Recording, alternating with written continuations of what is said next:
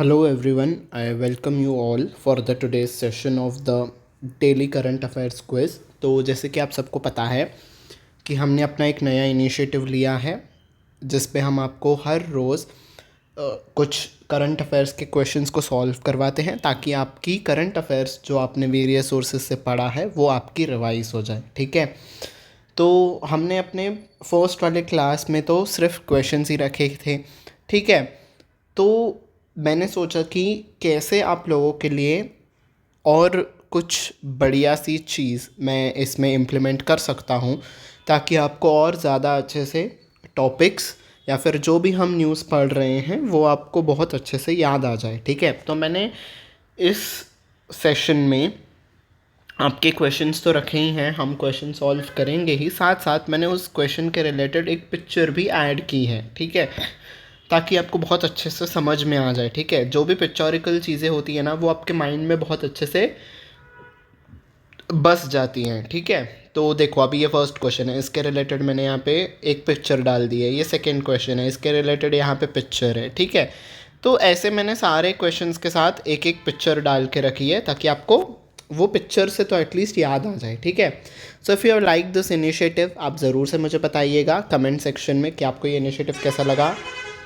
इसके अलावा अगर आप चाहते हैं कि और भी कुछ चेंजेस किए जाए इस सेशन में तो वो भी आप मुझे ज़रूर से बता सकते हैं। ठीक है, so without any further adieu हम अपने क्वेश्चंस के साथ शुरुआत करते हैं। सो सबसे पहला क्वेश्चन है, who is the founder of क्रूत्रिम?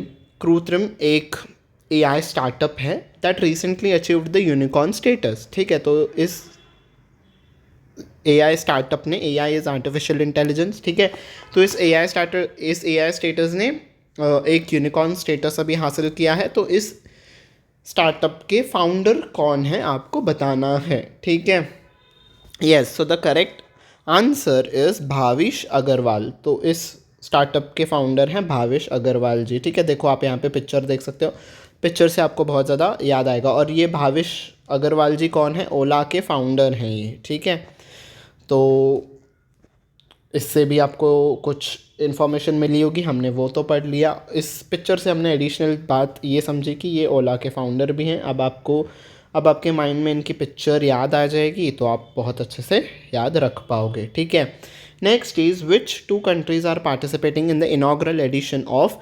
SADA सड्डा तानसीक? तो ये एक मिलिट्री एक्सरसाइज है। ठीक है, इसमें कौन सी दो कंट्रीज़ पार्टिसिपेट कर रही हैं और इस मिलिट्री एक्सरसाइज का ये इनॉग्रल यानी कि फर्स्ट एडिशन होगा। ठीक है, तो कौन सी हैं वो दो कंट्रीज़ जो कि ये एडिशन को पहली बार कर रही हैं? ठीक है, यस, तो the correct answer is India and Saudi Arabia. तो भारत और सऊदी अरेबिया ने सऊदी अरेबिया की जो मिलिट्रीज़ हैं, ठीक है, ये मिलिट्री के रिलेटेड एक्सरसाइज है। ठीक है, ये नेवी या फिर एयरफोर्स की एक्सरसाइज नहीं है, ये मिलिट्रीज़ है। तो दोनों कंट्रीज़ की मिलिट्रीज़ साथ में आएंगी और सड्डा तानसेक जो कि इनॉग्रल एडिशन है यानी कि फर्स्ट टाइम ये एडिशन हो रहा है। फर्स्ट टाइम इन दोनों कंट्रीज़ के बीच में नहीं हो रहा है, पहले और कई सारी एक्सरसाइज हो चुकी हैं, बट ये वाला जो है सड्डा तानसेक ये पहली बार हो रहा है। ठीक है, next question is who recently become the oldest man to win a grand slam doubles title at the age of 43? तो सबसे ओल्डेस्ट मैन कौन बन गए हैं जिन्होंने ग्रैंड स्लैम डबल्स का टाइटल जीता है 43 ईयर्स की एज में? ठीक है, तो ग्रैंड स्लैम आपका पता है टेनिस के स्पोर्ट्स में होता है। ठीक है, तो टेनिस की गेम में होता है। तो यस, बताइए who is the oldest man to win the grand slam doubles? Yes, so the correct answer is Rohan Bopanna. ठीक है, तो रोहन बोपन्ना जी ने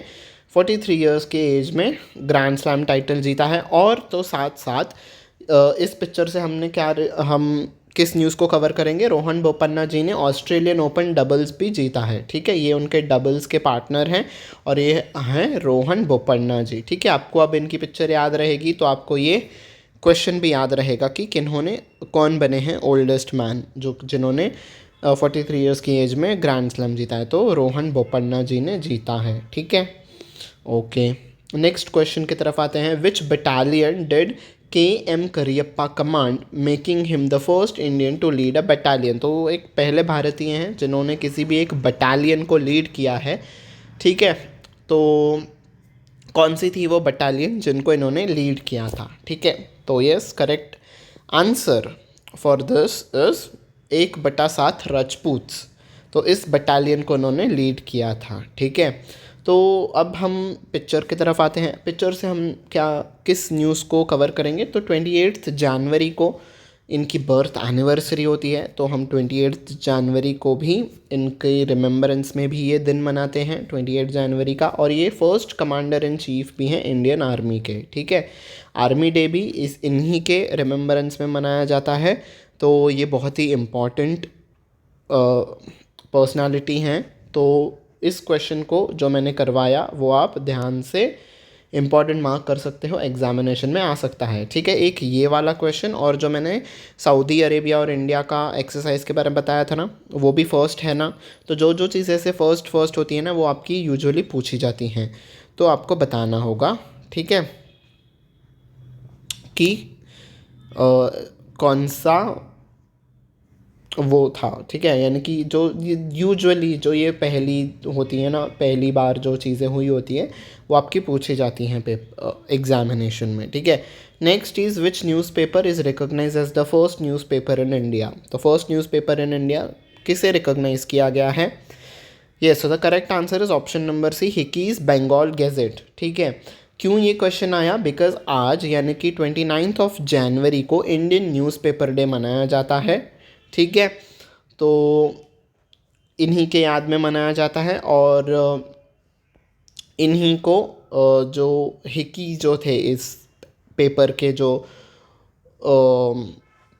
फाउंडर थे, उनका नाम हिकी है। आगे it was something I am not remembering. तो वो एक आयरिश पर्सन थे, और इन्हें फादर ऑफ इंडियन प्रेस भी कहा जाता है, ठीक है। तो आप मुझे इनका पूरा नाम बताइएगा जिन्होंने हिकीज बंगाल गैजेट को जिन्होंने पब्लिश किया था, ठीक है। ये आपका फर्स्ट न्यूज़पेपर है इंडिया में, और एशिया के रीजन में भी फर्स्ट प्रिंटेड न्यूज़पेपर है ये, ठीक है।